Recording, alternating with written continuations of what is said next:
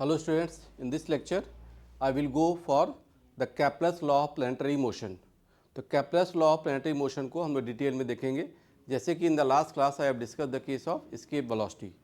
तो Kepler's law क्या कहता है? Kepler was the first scientist who described that Earth is moving around Sun and not Sun is moving around Earth. तो ये वाला बहुत बड़ा कॉन्ट्राडिक्शन उस समय आया था, लेकिन उस लॉ को उन्होंने साइंटिफिकली प्रूव भी किया दिस लॉ कि अर्थ कैसे सन के चारों तरफ मूव करता है and this path is elliptical not exactly circular. ठीक है. और फिर उन्होंने वहाँ पे लॉ ऑफ ऑर्बिट्स की बात कही, एरियल वेलोसिटी वाली बात कही. All that things will see in detail. तो मैं इसको लिख रहा हूँ, देखिएगा Kepler's law of planetary motion. Kepler's law of planetary motion, that will see what it is happening. तो इसकी पहली बात क्या है? It is valid for any planets in solar system. Solar system में जितने प्लैनेट्स हैं हर एक के लिए वैलिड होगा Kepler's law. ठीक है. तो what the first law for this से, पहला लॉ क्या कहता है कि all planets move in elliptical path around sun. सन के चारों तरफ ये सारे प्लैनेट्स एलिप्टिकल पाथ में जाते हैं. और जब एलिप्स वाला पाथ होगा तो there are two focus points. तो ये आप ध्यान दीजिएगा कि see it is the ellipse. तो सन को मैं one of the focus of ellipse पे रख दूंगा. It is sun and this the planet. तो ये आप देखिएगा फोकस पे कौन है? सन है. And planets moving the elliptical path with velocity v. और ये प्लैनेट आपका अर्थ भी हो सकता है या कोई और भी प्लैनेट होंगे. तो first is law of orbit. इसको हम लोग पहले लॉ को ये भी कहते हैं, it is also called as law of orbit. Orbital path का नेचर कैसा है? That path nature is your orbit elliptical not exactly circular. और सन उसमें क्या होगा? वन ऑफ द फोकस पे लाई करेगा. It is not exactly at the centre of ellipse ना. और ये पाथ में कभी इधर आया, somewhere it can be here. तो यहाँ कोई स्पीड आ जाएगी, सेम प्लैनेट. तो इसकी स्पीड के बारे में कि डिफरेंट अगर डिस्टेंसेस हैं, r1 है तो यहाँ स्पीड v1 है, ये r2 है तो यहाँ स्पीड v2 आएगी. तो the speed relation further detail it was given for the in the second law. तो सेकेंड लॉ आपका जो होता है वो भी इंपॉर्टेंट है. सेकेंड लॉ क्या कहता है? एरियल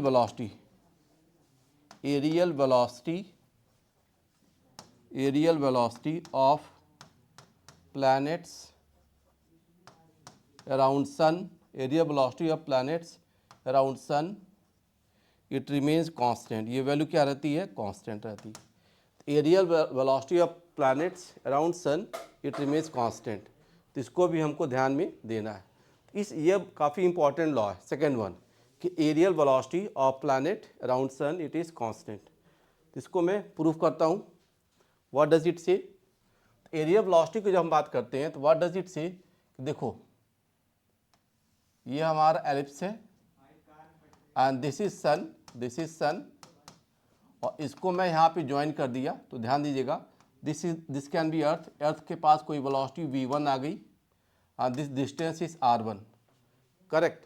तो यहाँ पे कहा जाता है कि areal velocity, second law says areal velocity is constant. Area की बात कहेगी, areal velocity. First of all we see the area. किसी डेल्टा टी टाइम में आप देखोगे this planet can go this way ना, ये ऐसे कुछ पॉइंट पे जा सकता है.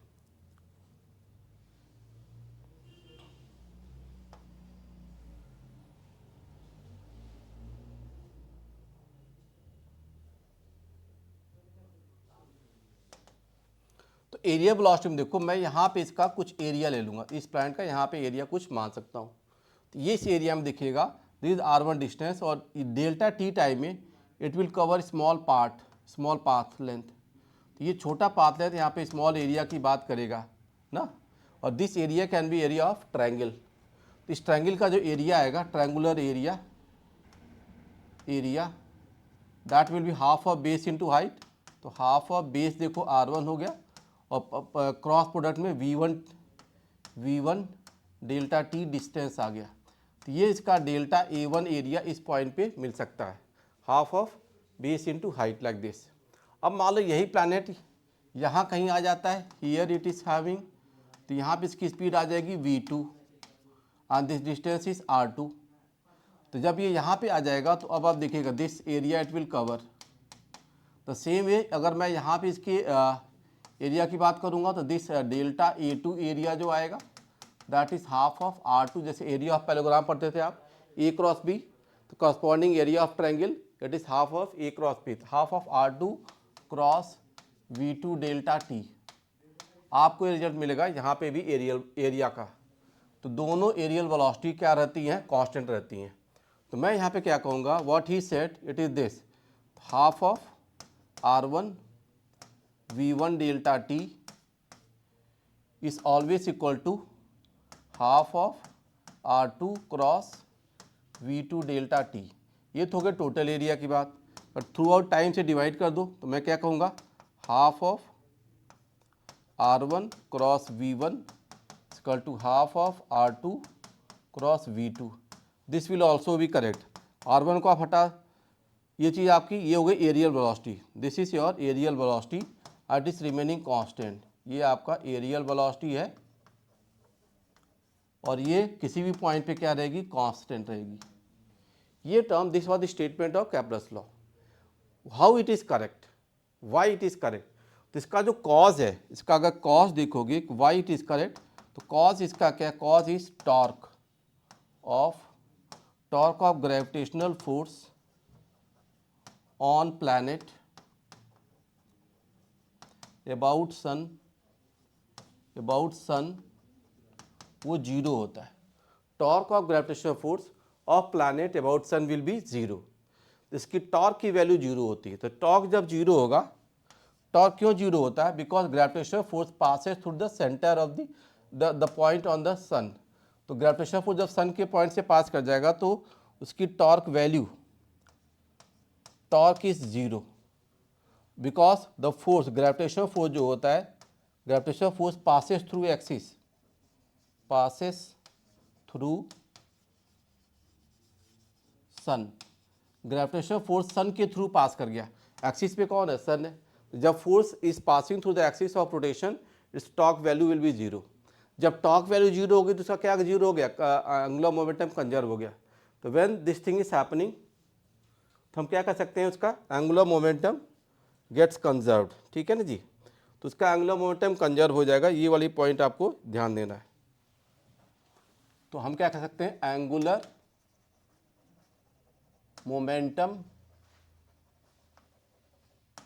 Is conserved.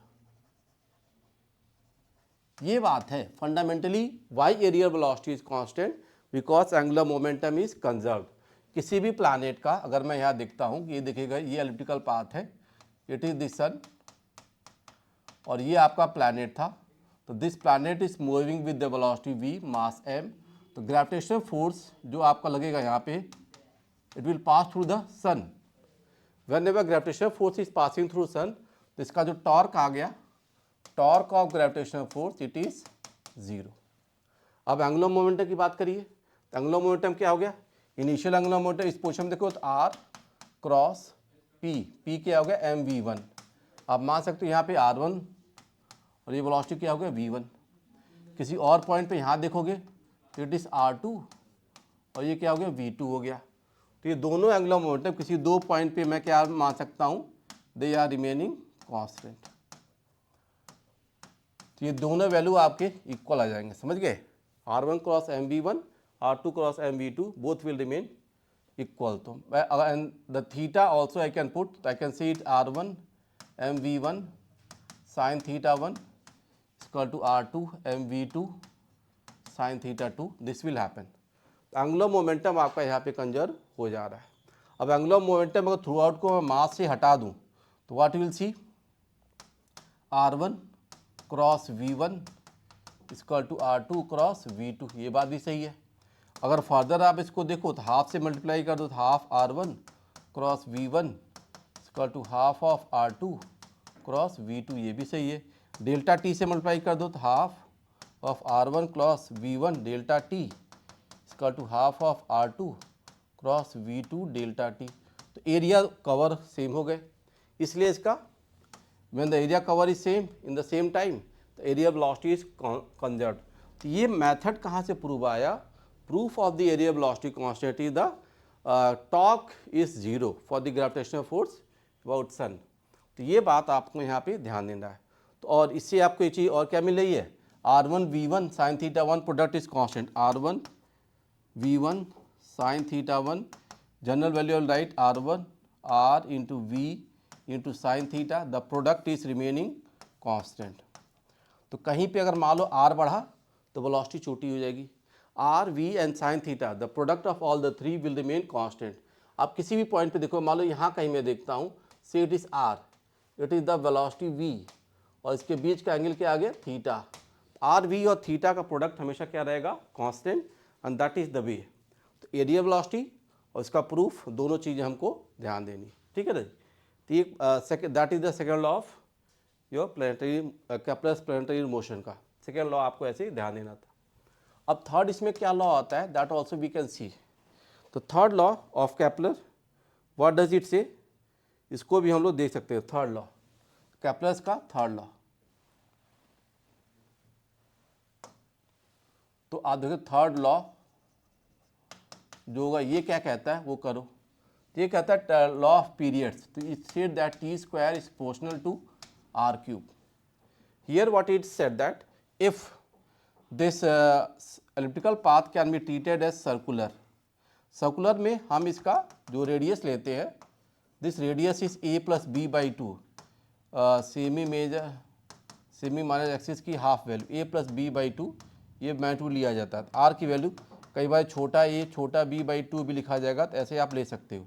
a plus B by two this, if any planet is taken for the this elliptical path as a circle, तो उसकी मीन रेडियस वैल्यू मैंने a plus B by two ले लिया, और यहाँ पे पार्टिकल को किसी स्पीड v से आप भेजते हो तो सर्कुलर पाथ में चला गया। Here it is said that T square is proportional to R cube.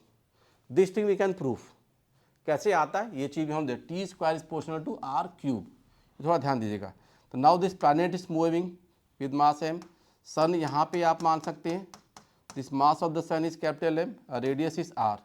तो what you will C time period, तो टाइम पीरियड आप क्या लिखोगे? 2 पाई r अपॉन v। अब v को कांस्टेंट मान लोगे because I am taking it से सर्कुलर पाथ, तो 2 पाई r बाई वी आपने रख लिया, और r को मैं खुद ही कह रहा हूँ it is a plus B by two, ऐसा आप अज्यूम करोगे।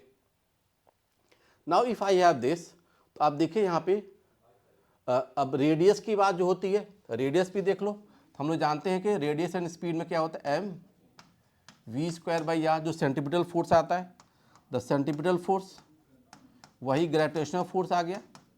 यहाँ से इस वैल्यू को चेक करिए, that is your G M M by R square, because mass of the sun is this and this, one of the R got cancelled, one of the M also got cancelled, hence velocity is equal to under root of G M by R. ये value हम लोग रख सकते हैं। The second equation, इस second equation से velocity को आप फर्स्ट इक्वेशन में डाल दोगे तो you can get the result ना। तो देखिए what I will get, time period is equal to 2 pi R is under root G M by R and velocity, ये वेलोसिटी हो गया, और आर को आप क्या लिख दो, इट इज दिस आर। तब आप देखोगे this time period equal to 2 pi under root G M, velocity आपकी आ गई थी, और टाइम पीरियड का 2 पाई आर बाई वी होगा ना। तो आप थोड़ा सा यहाँ पे एक हल्का सा करेक्शन देखेंगे, क्या this value I can remove, थोड़ा सा इस पार्ट को मैं हटाता हूँ, जस्ट होल्ड ऑन। यहाँ पे एक चीज़ क्या करेंगे हम लोग, वेलोसिटी इज दिस, अब ये आ गया वेलोसिटी का टर्म, ये आ गया टाइम पीरियड का 2 पाई आर अपॉन स्पीड होगा ना, time period is 2 pi R by V. अब आप देखिएगा if I put the value, तो what I will get, V की वैल्यू आ चुकी है, तो time period is 2 pi R upon speed डालो, तो value of speed is under root of G M by R, this thing I can have. तो अब देखिएगा फर्दर की वैल्यू आएगी, टी की वैल्यू क्या आएगी, 2 pi by under root of G M, और आर की पावर क्या हो जाएगा, ये 3/2 हो जाएगा। दिस टर्म वी हैव, तो देखिए ये वैल्यू मिल रही है। Further if I solve it I will get it as T square equal to 4 pi square by G M, और ये वैल्यू क्या आ गई, आर क्यूब आ गया, ये टर्म आ गया आपके पास। तो this thing we can see. अब आप देखो this term 4 pi R square G M, ये जो वैल्यू आ रही पूरी आपकी 4 pi R square G M, ये टर्म क्या है आप यहाँ पे कांस्टेंट है। 4 pi G M, capital M is the mass of sun, तो ये टर्म कांस्टेंट होगा, तो मैं यहाँ से क्या कह पाऊंगा, T square is proportional to R cube. तो आपका टाइम पीरियड जो होगा वो आर क्यूब के हिसाब से जाएगा if time period is four R square T square, तो T square is proportional to R cube. ये वाला रिजल्ट हमने यहाँ पे प्रूव कर दिया। तो यू कैन सी कि इफ रेडियस इज इंक्रीजिंग तो time period will also increase, but it's not a linear variation, ये क्यूब रूट में जा रहा है, समझ गए। जैसे हम देख सकते हैं कि in the solar system the planets which are farther from the sun, उनका टाइम पीरियड भी क्या है, ज़्यादा है, उनकी ऑर्बिट्स भी क्या है, बड़े हैं, वहाँ पे स्पीड हल्का सा स्लो होता है। जो प्लैनेट जितना दूर होगा, आप देखिएगा स्पीड की बात जो आ रही थी, v इक्वल, देखो v is proportional to 1/√, of radius. तो जो प्लैनेट जितना दूर होगा सन से उसकी स्पीड कम होगी, समझ रहे, इवन वहाँ पर उसकी काइनेटिक एनर्जी भी क्या है, कम है। तो v is inversely proportional to under root of r। तो ये थोड़ा सा आप रिजल्ट यहाँ पे देखेंगे, तो स्पीड कम है, रेडियस ज़्यादा है, तो टाइम पीरियड उसमें ज़्यादा आ रहा है और लीनियर वेरिएशन भी नहीं है, ठीक है। तो इस पर कई बार क्वेश्चन भी आता है, that thing also we can see. इसको मैं प्रूव भी कर सकता हूँ। जैसे मान लो 2 प्लैनेट्स हैं, one example I am taking, one example I am taking, मान लो एक T1 for earth is 1 year, ये अर्थ के लिए है। कोई ऐसा प्लैनेट देखो जिसमें T2 का आपको पूछा गया और उसका जो रेडियस R2 है वो 4R हो गया। तो अगर इन दोनों को हमको चेक करना हो कि what could be the time period of second planet for its radius is 4 time the radius of earth and sun, तो आप यहाँ क्या करोगे, T1 बाई T2 का whole square it is R1 by R2 का क्या आ गया, क्यूब आ गया। फर्दर इफ आई सॉल्व तो what I will say, T1 is 1 year by T2, और ये वैल्यू क्या आ गई, R1 रेडियस R था, ये 4R हो गया, एंड टू द पावर क्या हो गया आपका 3/2 हो गया, जस्ट सी। तो मैं यहाँ से क्या कहूँगा, if you solve this value तो आप देख पाओगे यहाँ पे 1/T2 की वैल्यू क्या होगी, देखो 1/4 टू द पावर 3/2, तो 1/4 तो मतलब क्या हो गई, 1/2 का क्या आ गया, क्यूब आ गया, तो ये क्या आ गया 1/8। तो आप कह सकते हो यहाँ पे T2 की वैल्यू क्या आ गई, T2 इज 8 ईयर्स ना। तो अगर मेरा कोई प्लैनेट जो है इसकी दूरी 4 टाइम्स रेडियस ऑफ अर्थ है तो उसका टाइम पीरियड 8 ईयर हो गया। ये रिजल्ट हम लोग कहीं पे यूज़ कर सकते हैं। If any planet it is 9 times the radius of earth sun distance, 9 times है, तो उसका टाइम पीरियड क्या होगा, उसका क्या करो, पहले रूट लो फिर क्यूब कर दो, तो 9 का अंडर रूट, 9 टाइम्स रेडियस है, 9 का रूट क्या हो गया 3, 3 का क्यूब 27। तो अगर कोई प्लैनेट 9R पे है तो उसका टाइम पीरियड क्या होगा 27 ईयर्स होगा। अगर कोई प्लैनेट ऐसे देखो 16R पे है, 16R पे है तो उसका टाइम पीरियड 64 ईयर्स हो जाएगा। तो this is for time period. तो ये वाला फार्मूला भी directly T square proportional to R cube आप कहीं पे भी अप्लाई करेंगे हो जाएगा। तो this planetary motion all the 3 laws, और इसका मैथमेटिकल रिजल्ट आपने देखा कि T square equal to proportional to R cube में क्या हो रहा है, ग्रेविटेशनल फोर्स से हमने स्पीड वाली बात कर ली और टाइम पीरियड को 2πr/v से सॉल्व कर लिया। तो these are the 3 major laws of planetary motion, and if it is valid for the solar system तो ये हमारे अर्थ और सैटेलाइट के लिए भी वैलिड होता है। तो अब यहाँ पे after this I can see the motion of satellites around earth में, all the things I can use. इन सब चीज़ों को हमने पहले भी प्रूव किया था, इसको यूज़ कर सकते हैं कि कोई satellite is moving around earth, how do we see. तो आप वो देख सकते हो कि मान लो ये हमारा अर्थ है, इसका मास m है, रेडियस r है, and at certain distance some satellite is moving ऐसे कोई सैटेलाइट मूव कर रहा है, the radius is this distance is small R and radius of the earth is capital R, मैं ऐसे डाल देता हूँ और इसका कुछ मास आप m डाल दीजिए, समझ गए। तो ये जब मूव कर रहा है at a distance r from the centre of earth, तो what are the expressions, all that we can see motion of satellites में। इसकी जो पोटेंशियल एनर्जी u कहोगे तो minus G M M by R, first equation आ गया। अब ये सैटेलाइट जो मूव करेगा इसकी कुछ स्पीड होगी, that speed value also we can see, मान लो स्पीड इसकी v ऐसे जा रही है, तो आप इसकी काइनेटिक एनर्जी भी लिख सकते हो, this kinetic energy that is half m v square, it is the second equation. अब आप क्या जानते हो कि काइनेटिक एनर्जी की जो बात आ रही है, तो द रिक्वायर्ड सेंटीपिटल फोर्स, अगर मैं यहाँ पे जाऊँगा तो I will see for its centripetal force, तो आप देखो centripetal force will act toward the center, कौन प्रोवाइड करेगा, gravitational force, gravitational force is providing the centripetal force. तो मैं क्या कहूँगा यहाँ पे, देखिएगा g times M M by R square that is m v square by R, this thing I can see.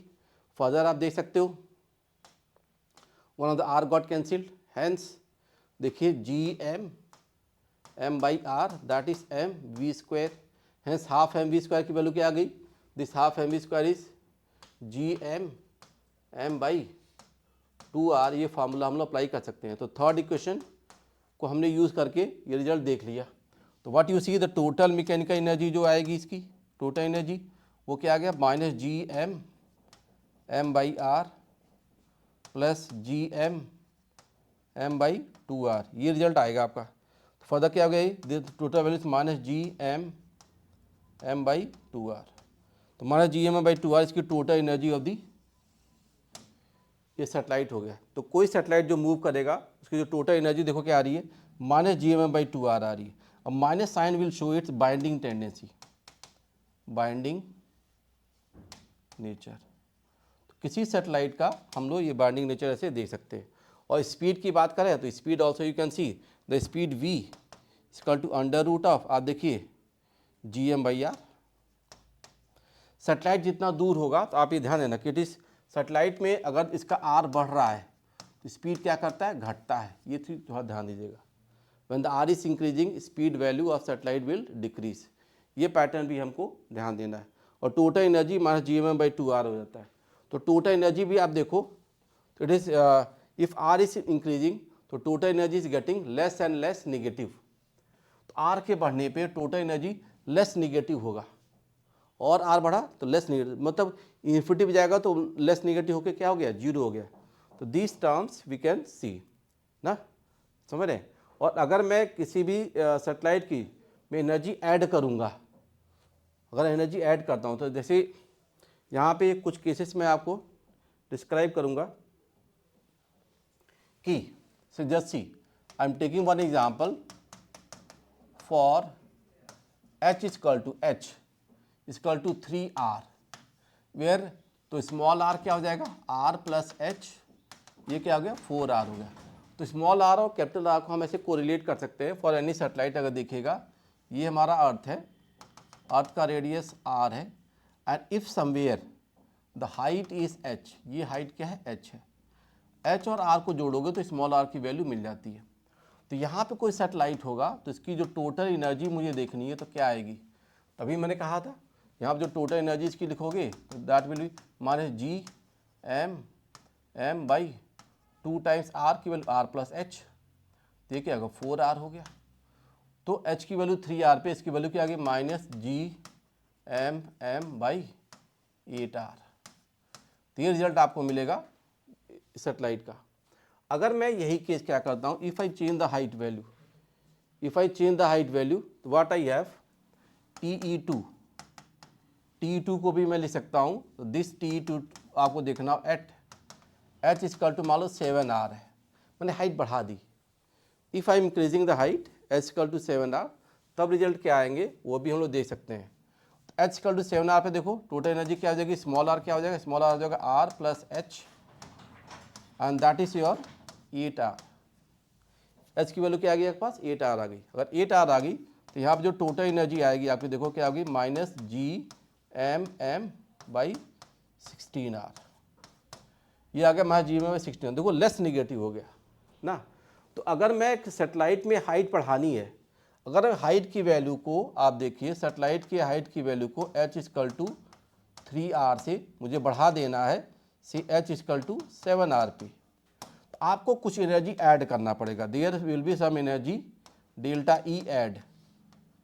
तो जब आप एनर्जी ऐड करते हो in the moving satellite, satellite का मुझे ऑर्बिट चेंज करना है, if I add the energy, तो उस केस में उसका रेडियस क्या होगा, बढ़ जाएगा। तो delta E to the orbiting satellite में अगर हम ऐड करते हैं, ऐड करेंगे तो हाइट ऑफ द सैटेलाइट क्या कर जाएगा, बढ़ जाएगा, हाइट बढ़ जाएगा, देखिएगा हाइट विल इंक्रीज, और उसकी काइनेटिक एनर्जी फाइनली क्या कर जाएगी, घट जाएगी, उसकी स्पीड फाइनली क्या हो जाएगी, घट जाएगी नए ऑर्बिट में पहुंच करके। तो this energy formation and result आप कहीं पे भी यूज़ कर सकते हो। थोड़ा सा ध्यान देना कैसे हम एनर्जी जोड़ रहे हैं। तो यहाँ पे डेल्टा ई एनर्जी क्या हो गया, देखो T final minus T initial, तो minus G M M by 16r plus G M M by 8r, ये कर दो। तो वैल्यू का डिफरेंस कितना आ गया, अगर देखो तो आ गया plus G M M by 16r। अगर इतनी वैल्यू उसमें जोड़ दे रहे हो, समझ रहे हो, minus G M by 8r में अगर जी एम बाई 16r जोड़ दोगे तो ये उसकी हाइट क्या हो जाएगी, बढ़ जाएगी। तो that thing we can do. आप यहाँ पे चेक कर सकते हो कि किसी भी रिजल्ट में आपका जो कोई भी रिजल्ट आ रहा है वहाँ पे हाइट बढ़ जाती है अगर हम उसकी स्पीड बढ़ा रहे हैं, स्पीड बढ़ा रहे हैं तो हाइट बढ़ गई, फाइनली उसकी काइनेटिक एनर्जी क्या हो जाती है, उस ऑर्बिट में जाके कम हो जाती है। तो एनर्जी यूज कहाँ हुई, वो एनर्जी यूज हुई उसकी पोटेंशियल एनर्जी को बढ़ाने में, तो खर्च हो गई। काइनेटिक एनर्जी आपने बढ़ाया, हाइट बढ़ी, स्पीड कम हो गई फाइनली, और नए ऑर्बिट में वो घूमना शुरू कर देगा। करेक्ट। तो दिस इस कॉन्सेप्ट आप कहीं पे भी इसको अप्लाई कर सकते हो and we can get the result. ठीक है। और ऑर्बिटल स्पीड को हम यहाँ पे ऐसे भी लिख सकते हैं, अगर किसी भी ऑर्बिट में आपको स्पीड निकालनी है तो वो भी आप कर सकते हो। जैसे मान लो यहाँ पे जो लिखा मैंने, जैसे मान लो I can give you the question कि for h = 3rp what is orbital speed of satellite. आप देखिए तो ऑर्बिटल स्पीड vo जो हो गया क्या हो गया, under root of G M by R plus H, देखिए under root of G M by ये क्या हो गया 4r। अब आप देखिए जी एम की वैल्यू क्या हो गई, G M is G R square, तो G R square by 4r।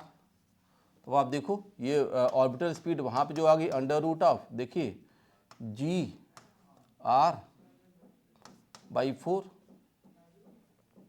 Under root g R आप जान चुके हो कहीं पे भी on the surface of earth जो होता था orbital velocity 8 kilometre per second था ना, दैट वी नो। तो वैल्यू था 8 किलोमीटर पर सेकेंड बाई 2, तो ये क्या आ गया 4 किलोमीटर पर सेकेंड। ये ऑर्बिटल स्पीड है, it's not the escape velocity. तो आप देखो डिफरेंट हाइट पे जो ऑर्बिटल स्पीड आ रही है that a height equal to 3r। अगर मेरा हाइट 3r होगा तो वहाँ पे इसकी जो स्पीड आ रही है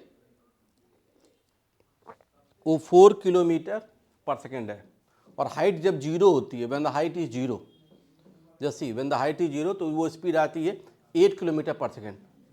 तो आपने देखा हाइट बढ़ने पे ऑर्बिटल स्पीड कम हो जा रही है, और कोई satellite very close to the earth surface जा तो ये चीज़ आ गया। अब इसके बाद एक और केस आता है जियो स्टेशनरी सैटेलाइट, जियो स्टेशनरी सैटेलाइट्स ऐसे भी होते हैं। तो जियो स्टेशनरी सैटेलाइट्स क्या होते हैं, which have their omega equal to 24 hours. उनकी एंगुलर वेलोसिटी, सॉरी उनका जो टाइम पीरियड है, उनका टाइम पीरियड 24 घंटे है। They are moving as per the orbital time period of earth rotation. ऐसे सैटेलाइट अगर टाइम पीरियड आपको 24 आवर, तो उसका ओमेगा भी मिल जाएगा, उसकी स्पीड भी मिल जाएगी, all that we can do, because मेरे पास टाइम पीरियड की वैल्यू क्या आ गई 2πr/v, ये आप डाल सकते हो। टाइम पीरियड 24 आवर्स, रिजल्ट डालो, ये सारी चीज़ें करो। स्मॉल r को r+h आप डाल सकते हो, रिजल्ट आप करोगे। Once you put all the values, तो आप जानते हो कि इसका जो हाइट आता है it is approximately 36,000 kilometres. Height of any satellite which is orbiting around the earth with the same time period, वो कितना आता है 36,000 किलोमीटर। ये आप अप्लाई कर लेना। तो रिजल्ट आपके ऐसे बनेंगे, और टोटल आर जो आएगा इसका कॉरस्पॉन्डिंग आर होगा radius of earth plus H, तो आप जानते हो 36,000 kilometre plus 4200 kilometre, you can add, तो टोटल वैल्यू आपको मिल जाएगी, ठीक है ना। तो सॉरी 6400 किलोमीटर और radius of earth is what 6400 kilometre, तो ये आप क्या करोगे 36,000 प्लस 6400 किलो, दोनों को आप जोड़ोगे, करेक्ट, ऐसे ही आप ऐड कर दोगे तो will get the final radius. जहाँ पे उस सैटेलाइट को हम प्लेस करें और उसको एक स्पीड दे दें तो हमेशा अर्थ के चारों तरफ एक कांस्टेंट स्पीड से मूव करना शुरू कर देगा। तो ये एक पैटर्न आपको बनाना है, ठीक है, सैटेलाइट का motion, time period, speed and everything that we have. तो जियो स्टेशनरी सैटेलाइट वही जो ऑर्बिट्स पे जाते हैं, they give the information to the earth, earth को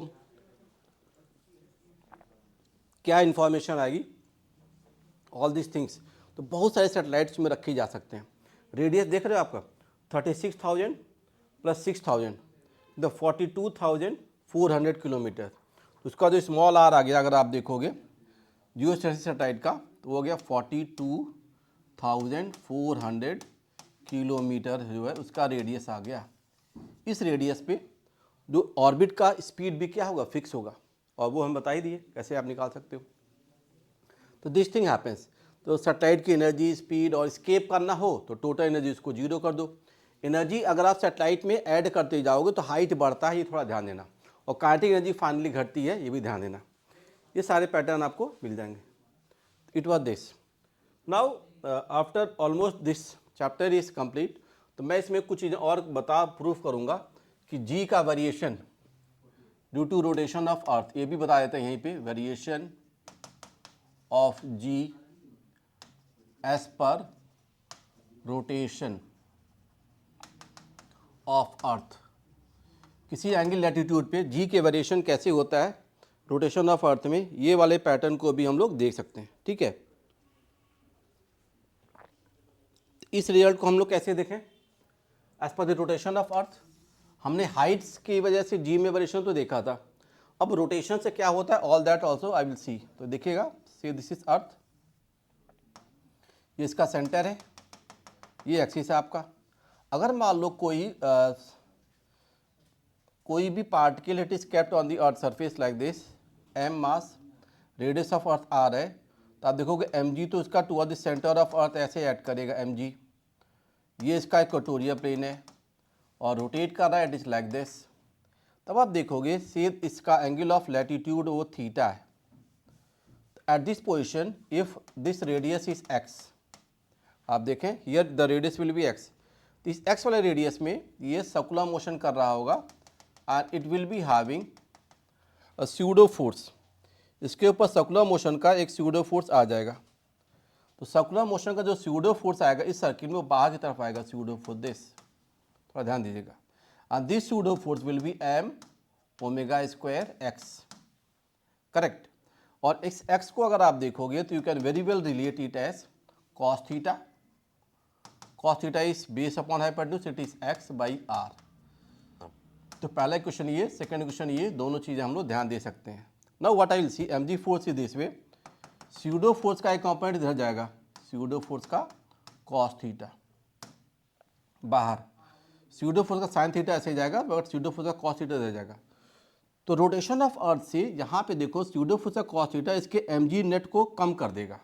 तो what I will say M G dash अब जो लगेगा वो M G minus M omega square X into cos theta, ऐसे हम लोग कह सकते हैं। तो due to rotation if you see M G dash, M को मैं हटा देता हूँ, तो जी माइनस ओमेगा स्क्वायर, और देखो एक्स को क्या लिख सकता हूँ, आर कॉस थीटा इंटू फिर से एक cos theta, hence G dash equal to G minus omega square R cos square theta आप करोगे। तो variation of G due to rotation of earth में ये रिजल्ट आपका मिलेगा। तो अब आप देखोगे if it is in the equatorial plane, अगर इक्वेटोरियल प्लेन में आ गया यहाँ पे, ये कहा जाएगा इक्वेटोरियल प्लेन, समझ रहे हैं आप, it is called equatorial plane. Equatorial plane में जब जाओगे तो थीटा की वैल्यू जीरो हो जाएगी और आर की वैल्यू भी मैक्सिमम रहेगी। तो इक्वेटोरियल प्लेन में आप देखो क्या होगा, थीटा 0 हो गया और एक्स की वैल्यू r हो गई। तो यहाँ पे जो g डैश आएगा वो मिनिमम होगा, minimum value of g dash आ जाएगा, समझ गए। तो इसकी वैल्यू क्या है, g डैश पर g minus omega square r आ जाएगा g डैश। तो this result we have in the equatorial plane, ये रिजल्ट आपको मिलेगा मिनिमम वैल्यू। और पोल पे अगर जाते हो, if you go at the pole, तो पोल पे आप जाओगे तो पोल पे क्या मिलेगा, देखो for the pole you will see the X is 0। तो स्यूडो फोर्स यहाँ पे जो लगेगा, सर्किल का रेडियस 0 हो गया तो 0 हो गया। तो यहाँ पे आपका जो जी डैश है वो जी क्या है, वो मैक्सिमम है। तो maximum value of g will happen at the poles, minimum value of g will happen at the equator. तो value of ji as per the theta कैसे वेरी करता है, दैट आई हैव प्रूव्ड। तो जी के variation में दो cases आते हैं, one is due to height variation, depth variation and second is rotation. तो सारे पैटर्न को हमने यहाँ पे चेक कर लिया, क्लियर। तो ग्रेविटी और ये इफेक्ट फॉर द रोटेशन, ये सारा हमने यहाँ पे देखा। अब इन एडिशन टू दिस, थोड़ा सा इसको मैं अगर कंप्लीट करूँ तो इसमें एक और टॉपिक थोड़ा सा है, that is called gravitational potential. Gravitational potential की बात भी कही जाती है। How do we relate this gravitational potential. Gravitational potential देखो, हमने ग्रेविटेशनल पोटेंशियल जी तो बता ही दिया था, उसी से रिलेटेड है। तो what I see here, it is V, V is potential energy per unit mass. तो पोटेंशियल एनर्जी आपने पढ़ा था minus G M by R, by mass से इसको डिवाइड कर दो, क्या हो गया minus G M by R. तो जो काम आपने ग्रेविटी में फॉर स्मॉल एम मास के लिए नेगेटिव वर्क डन किया था, फॉर एम मास, एम के जी मास, उसको अगर 1 kg कर दोगे तो that term is related for the gravitational potential. Again आप देखो ये एक स्केलर क्वांटिटी है, इसका डेफिनेशन का देखो तो क्या कहोगे, negative of work done by gravitational force per kg mass ना, ये चीज़ आ गई। तो आपको माइनस एफ ग्रेविटेशनल फोर्स का dot D R by M, इसको इंटीग्रेट करोगे इन्फिनिटी से आर तक, तो आपको v की वैल्यू मिल जाती है। तो आप v के जब देखते हो तो v देखो force upon mass, F gravitational force by mass dot D R, उसको इंटीग्रेट करो इन्फिनिटी से आर तक और माइनस साइन के साथ, तो आपको ये पोटेंशियल की बात कर देगा। और फोर्स अपॉन मास क्या, ग्रेविटेशनल फील्ड इंटेंसिटी, तो minus I dot D R आएगा ये, और इन्फिनिटी से आर तक आप इसको क्या कर सकते हो, इंटीग्रेट। तो ग्रेविटेशनल पोटेंशियल का ये एक डेफिनेशन आप यहाँ पे पा सकते हैं, व्हाट इज दिस। तो ग्रेविटेशनल फील्ड इंटेंसिटी है, I is gravitational field intensity, उसके साथ हम लोग ये रिजल्ट कर पाएंगे इन्फिनिटी से आर तक। और फर्दर इसका रिजल्ट रखें तो what we have just see, तो वी की वैल्यू क्या हो गई minus G M by R square D R का इंटीग्रेशन, और कॉस 180 डिग्री वाला कॉन्सेप्ट भी लगा देना आप यहाँ पे। If you put all that तो v की वैल्यू क्या आती है यहाँ पे minus G M by R. तो पोटेंशियल का result for any surface sphere ये आ जाएगा। यहाँ पे एक चीज़ और अच्छा क्या है देखो, v और i में अगर मैं देखूँ तो मैं यहाँ से कह सकता हूँ dv, dv क्या है minus I dot D R, ये टर्म भी एक इम्पॉर्टेंट है, dv is minus I dot D R. Gravitational potential की बात हो गई, कहीं पे बहुत सारे मासेस का पोटेंशियल देखना होता है, तो v में minus G M by R कर दोगे। और दूसरा टर्म क्या हो रहा है, D we is equal to minus I dot D R. अब आई डॉट डी आर में अब आप क्या दे सकते हो, this d we is equal to minus I d R into cos theta. तो डी वी जीरो हो जाएगा, d v is zero for theta equal to 90 degree. तो potential becomes constant once we move perpendicular to the R vector. I d R में I d R cos theta का theta की value क्या हो गई 90 degree हो गई। मतलब अगर हम फील्ड लाइन से परपेंडिकुलर जाएं, if you move perpendicular to the field lines, gravitational field line, तो हमारा पोटेंशियल क्या आएगा, कांस्टेंट आएगा। तो ये वाला पैटर्न इंपॉर्टेंट है। और दूसरा ये चीज़, ये दोनों चीज़ों को हम लोग ध्यान दे सकते हैं। तो this I will explain gravitational potential और इन दोनों कैसे हम देखें। Just see, first of all ये जो केस मैं ले रहा हूँ gravitational potential V, gravitational potential, और इसको मैं क्या लीजिए minus G M by R. तो किसी भी मासेस का लिखा जाता है, मान लो कहते हैं हमारे पास दो तीन मासेस हैं, suppose this is the earth, sorry 3 masses ऐसे थे, यहाँ मान लो 4 kg का मास है, यहाँ मान लो 6 kg का मास है, this side length is 2 metre. I have to find the potential at the vertex of the triangle for these 3 masses at the corner of equilateral triangle. So what will have the value? तो this V is equal to V1 plus V2 आप कह सकते हो. तो this V की value क्या है, minus G M one minus G M one कर लो बाई R1 डिस्टेंस हुआ 2 मीटर, फिर क्या प्लस जी एम टू भाई आप फिर से 2 मीटर. यहाँ पे आप पोटेंशियल निकाल सकते हो. इन दोनों की वजह से यहाँ पे क्या पोटेंशियल होगा निकाल सकते हैं. और उस ये भी अल्टरनेटिव मेथड है to find out the potential energy. आप किसी पॉइंट पे नेट पोटेंशियल निकाल के उसको मास से मल्टीप्लाई कर दो वहाँ के, you will get the potential energy. तो आपको सारे माने पेयर्स वगैरह बनाने की जरूरत नहीं पड़ सकती है. अल्टरनेटिवली वे हम यहाँ पे यू भी कह सकते हैं, वी इंटू एम ही क्या होता है, यू होता है. तो पोटेंशियल एनर्जी और मास में रिलेशन आ जाएगा. तो अब आप देखो ये वैल्यू क्या आ गई, माइनस जी बाई 2 और मासेस क्या हो गए 6 प्लस 4. तो ये V आ गया. तो V की वैल्यू देखो यहाँ पे क्या आ गई, दिस V इज माइनस क्या हो गया 10G बाई 2, तो माइनस 5G. इसका क्या आ गया, पोटेंशियल आ गया. Correct.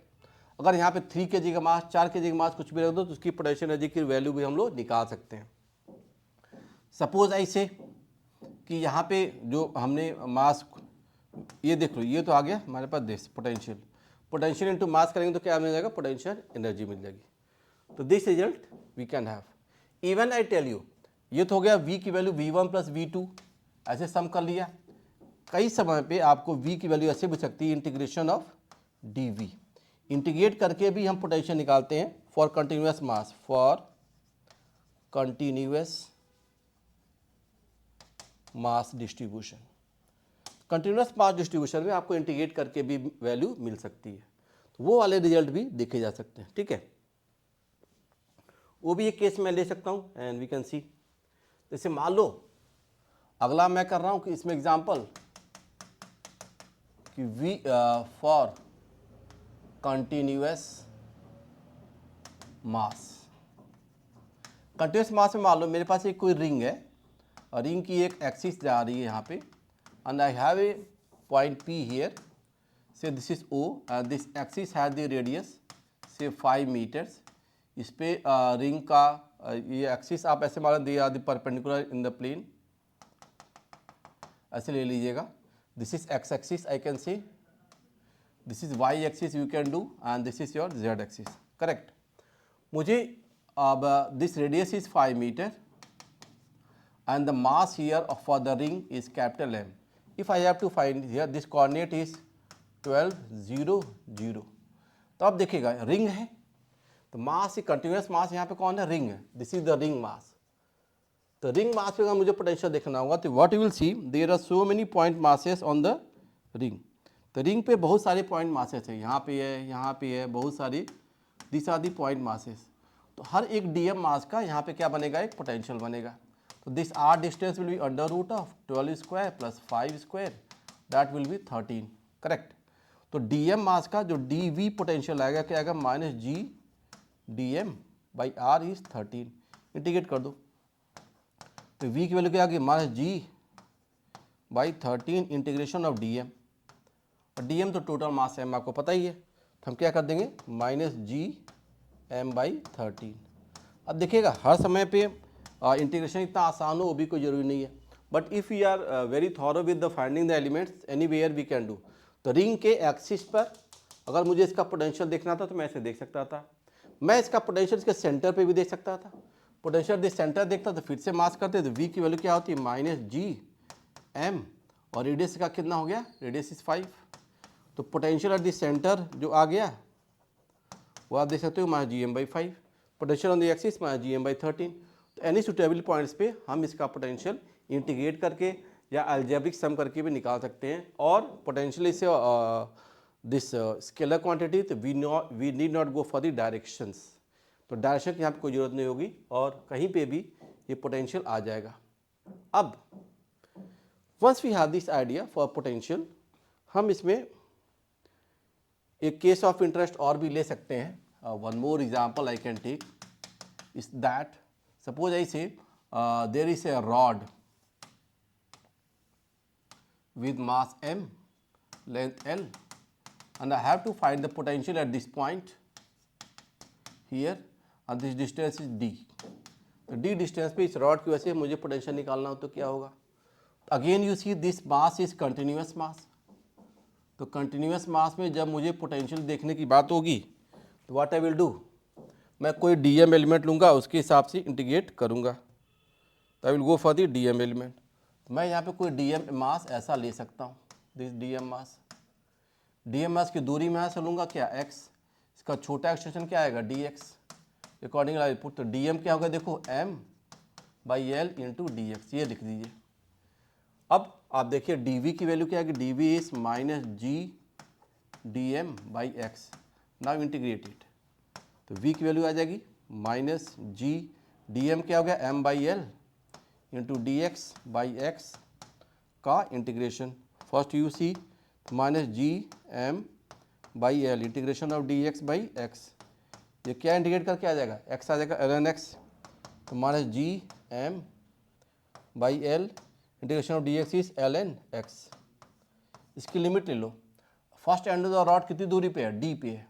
Second end of the rod दूरी यहाँ से डिस्टेंस देखिएगा, यहाँ से फर्स्ट एंड इज d, तो d से आप कहाँ जाओगे l प्लस d तक. इसको इंटीग्रेट कर सकते हो. तो value of v we can write that is your minus ji m/l ln क्या आ जाएगा देखिएगा ln, इस माइनस को प्लस कर लो तो क्या करो ln d minus ln l plus d. ये आ गया आपके पास लॉग ए माइनस लॉग बी. तो v की वैल्यू क्या आ गई जी m/l टाइम्स ln, देखिए d over l plus d. ऐसा रिजल्ट हम लोग कर सकते हैं. तो दिस पैटर्न, दिस बिहेवियर, कैसे क्या करना है, ऑल दैट वी हैव. तो पोटेंशियल को मासेस में हम कैसे ले जाएं, डिस्क्रीट मास हो या कंटिन्यूस मास हो. तो डिस्क्रीट मास में डायरेक्ट सम एंड कंटिन्यूस मास में इंटीग्रेशन एलिमेंट के साथ किया जा सकता है. Now second analysis I was saying कि हमारे पास जो पोटेंशियल dv था, dv क्या था minus I dot D R. इसका मतलब क्या होता है, देखो डॉट प्रोडक्ट है. dv जो है आपका स्केलर क्वांटिटी है, इट इज स्केलर क्वांटिटी. और i जो है, i is a vector quantity but it's a dot product. अब मैं ये कह रहा हूँ यहाँ पे अगर ये वैल्यू क्या होती minus I d R cos theta मैं कहता, and for theta is equal to 90 degree. अगर मैं जाऊँ थीटा इज 90 डिग्री, मतलब for any R, for any change in position of I perpendicular to in position of R perpendicular to I जो होगा वो क्या होगा, जीरो होगा. क्योंकि dv क्या होगा minus I d R cos theta. तो dv की वैल्यू क्या आती है minus I d R cos 90 degree. ये टर्म क्या हो गया, जीरो हो गया. तो potential v is constant at all points where we go perpendicular to I lines, field lines. अगर हम फील्ड के परपेंडिकुलर जाएंगे तो हमारा पोटेंशियल क्या रहेगा, कांस्टेंट रहेगा. ये एक इंपॉर्टेंट फैक्टर आपको ध्यान देना है. तो when ever potential is constant ना, कब कांस्टेंट होगा, परपेंडिकुलर टू फील्ड लाइन्स. तो आप ध्यान देना इक्वी पोटेंशियल सरफेसेस, हम कहेंगे equi potential surfaces, equipotential surfaces are always perpendicular to I. Gravitational field intensity का हमेशा क्या होगा, परपेंडिकुलर होगा. समझ गए. और in the direction of I अगर देखोगे एक चीज और ध्यान देंगे यहाँ पे, for theta equal to 0 degree dv की वैल्यू मैक्सिमम डिक्रीज करेगा. ये भी ध्यान देना कि किस डायरेक्शन में फील्ड मैक्सिमम डिक्रीज करता है, तो वो किधर होगा, for theta equal to 0 degree. मतलब देखो this marker in my hand, if I drop it coming down, तो ये फील्ड की डायरेक्शन में जा रहा है. तो फील्ड की डायरेक्शन में पोटेंशियल का डिक्रीज क्या होगा, फास्टेस्ट. तो वर्टिकली डाउन जब फील्ड जा रही है तो मतलब हम कह सकते हैं कि this field lines, in field lines की टेंडेंसी क्या होती है कि पोटेंशियल मैक्सिमम घटेगा in the direction of field lines. Field lines potential को डिक्रीज करने की डायरेक्शन में होती है जिधर मैक्सिमम डिक्रीज आता है। तो यहाँ पे हमारे पास एक और टर्म लिखा था I equal to minus gradient, हम टर्म कहते हैं gradient of V. Gradient of V मतलब differentiation in the line where decrease of potential is fastest. तो I equal to gradient of minus d V by d R. तो d V by d R किधर है? along which decrease of v is fastest। और minus sign मतलब decrease, minus sign का मतलब क्या होता है? डिक्रीज। तो ये डिक्रीज होगा, द डिक्रीज ऑफ v किधर फास्टेस्ट होगा वो हम लोग देख सकते हैं। ठीक है, तो ग्रेविटेशनल फील्ड लाइंस की डायरेक्शन में ही डिक्रीज ऑफ v क्या होता है? फास्टेस्ट होता है। तो दिस टर्म आप ध्यान देंगे। अब कहीं पे भी जैसे मान लो मेरे पास कोई स्फीयर है, now if I see v for hollow sphere, किसी हॉलो स्फीयर में मुझे ग्रेविटेशनल पोटेंशियल देखना हो तो कैसे करेंगे? ये देखिए, ये आपका स्फीयर आ गया, the radius is r and mass is m। मैं इस स्फीयर में एक वैल्यू ऑफ x लेता हूँ less than r, other value of x I will take more than r, this two cases. तो फर्स्ट केस मैं लूँगा for x less than r and greater than और इक्वल टू 0। अगर मैं ऐसा point लेता हूँ तो वहाँ पे आप देखोगे v की जो वैल्यू आएगी, v क्या होता है? Minus G M by R, ये कांस्टेंट होता है। बिकॉज इस वाले केस में अगर आपको याद होगा i की वैल्यू क्या होती थी? 0। जब i 0 है मतलब ध्यान, i की वैल्यू क्या हो जा रही है? 0 हो जाएगी। i क्या होता है? v क्या होता है? Minus I dot D R. तो potential remains constant everywhere inside this, i 0 होता है in this case. Second case देखो, फॉर x ग्रेटर देन और इक्वल टू r, इस वाले केस में। अब इस केस में जब जाओगे तो स्फीयर बिहेव्स ऐसे पॉइंट मास, हॉलो स्फीयर क्या बन जाता है? Point mass behaviour. It show the point mass behaviour, point mass behaviour आ जाता है। तो वहाँ पे वैल्यू क्या आ जाएगी v की? This v is minus G M by X. तो स्फीयर के बाहर ये वैल्यू आ जाएगी। All this patterns we can see ना, तो हम लोग इसको देख सकते हैं, potential v and all the results. अब मुझे अगर इसका ग्राफ ड्रॉ करना हो, how to draw the graph, तो इसका ग्राफ भी मैं ड्रॉ कर लूँगा। Just see this was the sphere,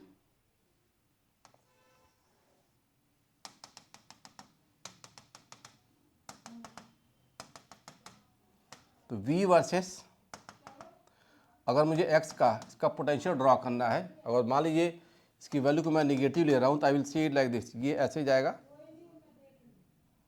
till the value x equal to r, यहाँ पे ऐसे जाएगा और उसके बाद ये ऐसे घटता हुआ जाएगा टू दिस। तो ये पैटर्न v, नेगेटिव v को मैं ऐसे दिखा दिया। तो पोटेंशियल की ग्राफ ऐसा आएगा v वर्सेस r। अगर यहीं पे इसका i वर्सेस r देखोगे, if I go for the i versus r for the same ना, अगर मैं इसका i वर्सेस r का ग्राफ देखता हूँ तो अब आप देखिएगा उसको भी मैं यहीं पे ड्रॉ कर दे रहा हूँ, i वर्सेस x। तो इनसाइड द v इसकी वैल्यू क्या होती है? 0 होती है। अब आप इसका ग्राफ थोड़ा सा मैं चेंज करूँगा कलर वाइज, जस्ट सी। तो इसके अंदर जो i होती क्या होती है? 0 होती है। और बाहर जाओगे तो ये 1/x स्क्वायर से ऐसे जाएगा, it goes like this, i varies as 1/x square and v varies as 1/x। तो दोनों पैटर्न आपको मिल सकते हैं।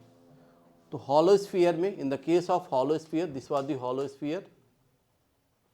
In the case of hollow sphere, how I have compared the value of first for v and second for i, दोनों result मैंने यहाँ पे दिखा दी। ठीक है जी।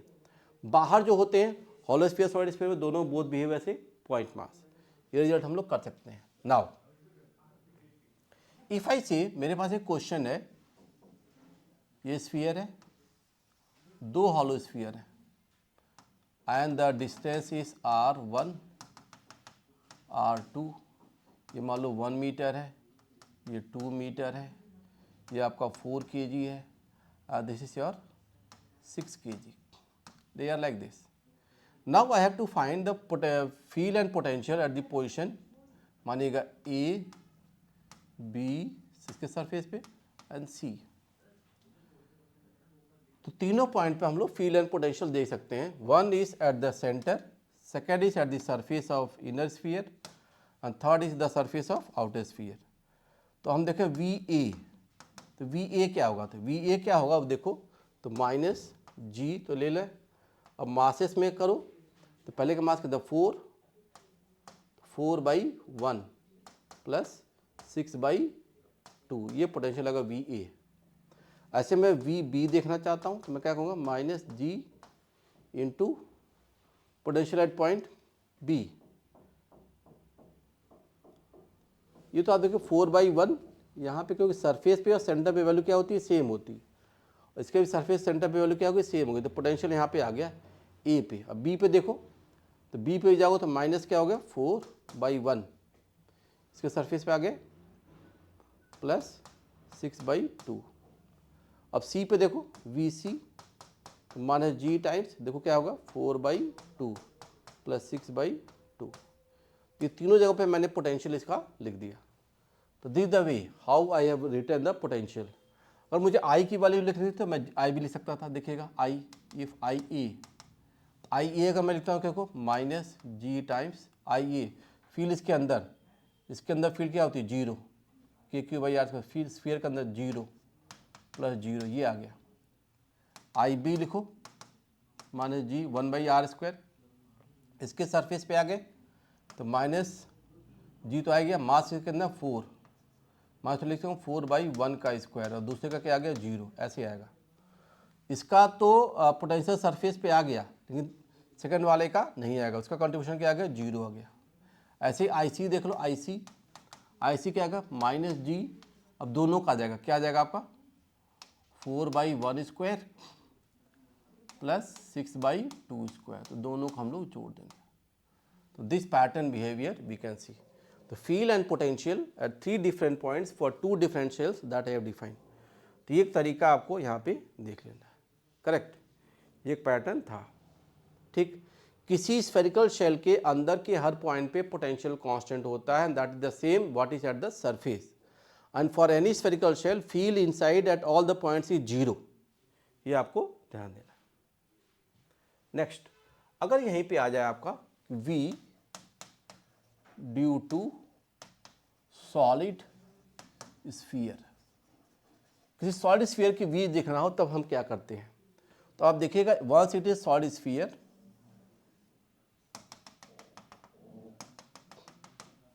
here mass is uniformly distributed and the total radius of the sphere is r and mass is m. अब मैं यहाँ पे फिर से 2 पॉइंट लूँगा, 1 point for x less than r, other point for x more than r. अगर मैं x less than r लूँगा तो यहाँ पे जो v की वैल्यू आती है क्या आती है minus gm/2r³ times 3r² minus x². ये एक जनरल टर्म मैंने लिख दिया, ये लिख दिया, इसका डेरिवेशन भी है बट आप इसको डायरेक्ट यूज कर सकते हो. It is for x greater than और equal to 0 and less than और इक्वल टू r पे ये टर्म आपका सही होगा. माइनस gm/2r³ एंड 3 टाइम्स ये r² minus x². Second case करिएगा, ये मान लो v1 आ गया यहाँ पे, अगर मैं v2 लिखता हूँ तो वो क्या होता है माइनस gm/x. डायरेक्ट आप वैल्यू लिख सकते हो for any x greater than और इक्वल टू रेडियस. तो ये 2 पैटर्न आपको मिलेंगे. ये जो है this equation is for parabolic nature है. ये आपका ऐसे वेरिएशन जा रहा है. अगर मैं इसका ग्राफ देखूंगा, if I go for the magnitude of v, तो v वर्सेस x में अगर मैं करूं, ये टर्म आप देख सकते हो यहाँ पे फॉर x की वैल्यू 0 कर दो, आप क्या कर दो x को 0. एस को 0 करोगे तो वी की वैल्यू सेंटर पे जो आएगी क्या आएगी, -3gm/2r आएगी। फॉर एक्स की वैल्यू 0 सेंटर पे आ जाएगा। अगर करो एक्स की वैल्यू आर पे, एक्स की वैल्यू आर पे, तो ये वैल्यू क्या आ गई -gm/r। तो अगर मैग्नीट्यूड वाइज जाओगे तो maximum potential will happen at the centre. तो सेंटर पे पोटेंशियल उसकी मैक्सिमम वैल्यू आएगी। तो ये पोटेंशियल अगर आप देखोगे तो ये ऐसे यहाँ से ऐसे जाएगा ये, और ये x 0 आ गया, और यहाँ पे s की वैल्यू r पे ये वैल्यू आ गई। तो ये टर्म क्या होगा देखो, 3/2gm/r, ये क्या हो गया gm/r, और ये जो आ गया आपका, ये तो x की वैल्यू r है और ये x मोर देन r हो गया। तो this curve graph we have for the potential versus distance x। हमको ये पैटर्न भी देखना है।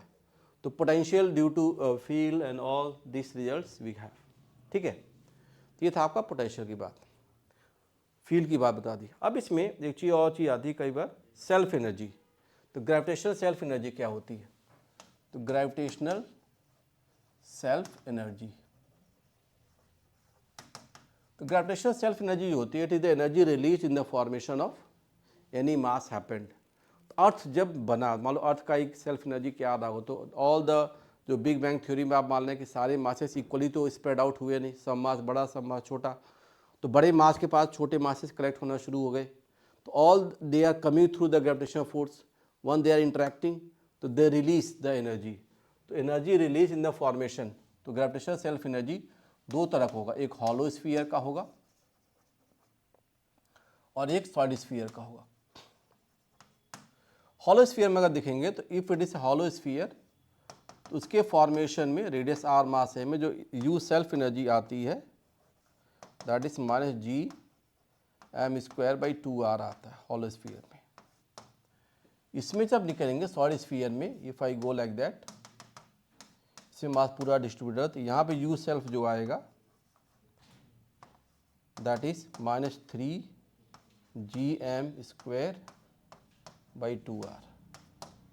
इसका एक प्रॉपर डेरिवेशन भी है, that derivation also we can see, but एक जनरल रिजल्ट आप फॉर्मेशन में कैसे आता है self energy, all this we can see. तो this way I have completed the topic for gravity. आपके 3 लेक्चर में मैंने कंप्लीट किया ऑल द थिंग्स, इसको देख सकते हो। Sum of the mathematics for this self energy और देयर पोटेंशियल में सॉलिड स्फीयर में क्या आता है, that I will take it separately, case study लेके आपको मैं डिस्कस कर दूंगा। Okay, thank you.